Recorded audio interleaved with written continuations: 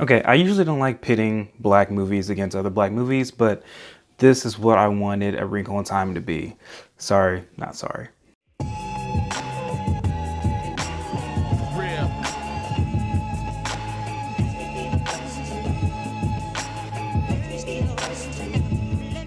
Welcome to the objective review of the latest Netflix movie, See You Yesterday. In an objective review, I rate a movie on 6 categories and assign weights to them depending on the genre to have the most honest, unbiased, objective review as possible. So let's start with the first category of story. This is something Einstein spent his entire life trying to do. We proved that time travel into the past is possible. If we just give it some time. The story follows 2 young black teens of CJ and Sebastian, and they are absolute scientific prodigies in the fields of quantum physics and other scientific mumbo jumbo that I cannot even fathom to comprehend. But they do the impossible and they invent time travel, and things from there goes horribly wrong. You know, certain people get killed because of their actions, and things just kind of start snowballing from there. So then they try to go back in time again to change what happened and fix everything. And again, things do not go the way that they had planned. I feel like this movie is a cross between Back to the Future and Butterfly Effect and also Fruitvale Station. Speaking of Fruitvale Station, this movie shares many of those themes, but some even more themes. It really touches upon police brutality in the black community, and also really touches upon black on black crime and kind of just how, like, no matter what happens, you know, things are against us. You know, you have your own people who are against you. You have just the system of racism, you know, against you as well. And I think they handle those themes really, really well. I did really love the story. I think they handled the time travel aspect fairly well. I don't want to get into the mumbo jumbo of like, all right, well, if they did this, they go back in time, they negate that. When it comes to time travel movies, you can't put that much thought into it. But I think they tried a little bit there. I don't want to get too far deep in the plot because I don't want to spoil anything, but just know that these characters feel really real. Each single one of them, even side characters.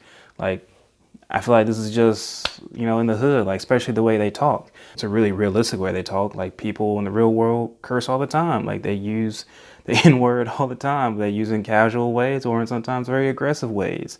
Like, you would never see this in a movie theater. And the story does feel like a part 1. Like, feels like a sequel is definitely going to happen. They kind of leave on kind of that note.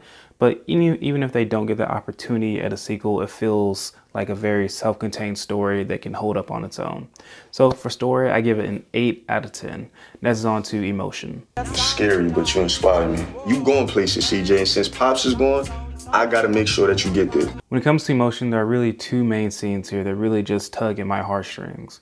There's one scene that I just really related to and just found it emotionally gripping. There's another scene that a character does a very, very selfless act where he has to make a very hard decision, and that moment was just done so beautifully well. And, you know, they really did the whole kind of Back to the Future thing in that scenario where you kind of see a picture of someone, and you can kind of see how the time stream is changing, and this character makes a certain decision, and I just absolutely love that moment. So the emotion was definitely great, given an 8.5 out of 10. Next is on to action. I'm the only big brother you've got. NYPD, don't move! There's not all that much action in this movie, and there's really shouldn't be. There is one scene where it's really intense. There's a confrontation between a couple of different people, and you know, you're right there. Like, you feel like anything can happen, especially because they've shown in the past that like anything can happen. And so it's just a really intense scene, but it's still not all that much action in it. I'm gonna give this a 6.5 out of 10. That's on to comedy. We only have so many times to get this right. Everything's gonna need to be perfect.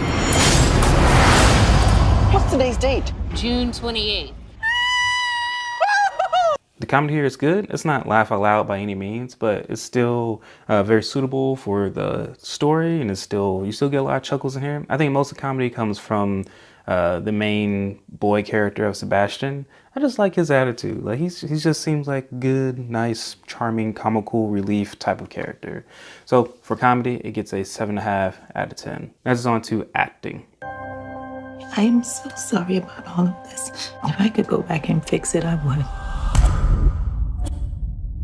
When it comes to acting, everyone does a really good job here.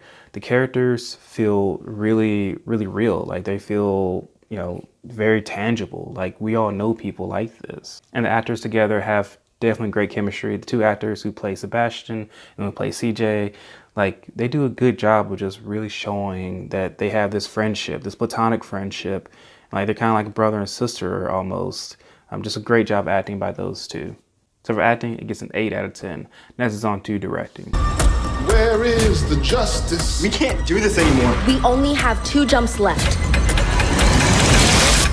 One thing I loved about this movie is just the storytelling by the director. You can definitely tell that, you know, they're leaning into these different themes, but also just the way they handle certain scenes. Like there'll be one scene where they cut away from it before it really has a chance to come to a conclusion, and they come back to it later on.